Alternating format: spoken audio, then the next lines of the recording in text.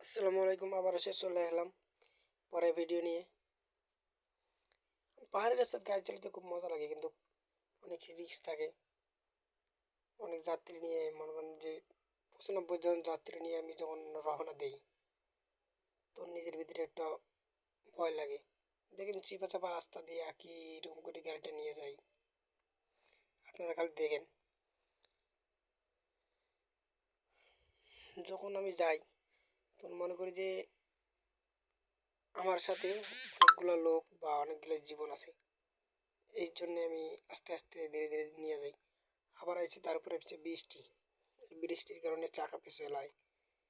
এই পাহাড়ে এই অবস্থা হলে কেমন কি, দেখেন দেখেন, ব্রেক ধরলেও ব্রেকে থামে না ভাই। কেমনে কি করবো, ব্রেকটা ধরতেছি, ব্রেকটাও থামে না।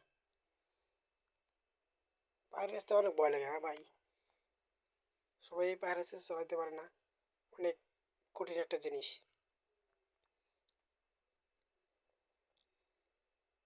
দেখেন ভাই, মাইরে দিছে একবারে।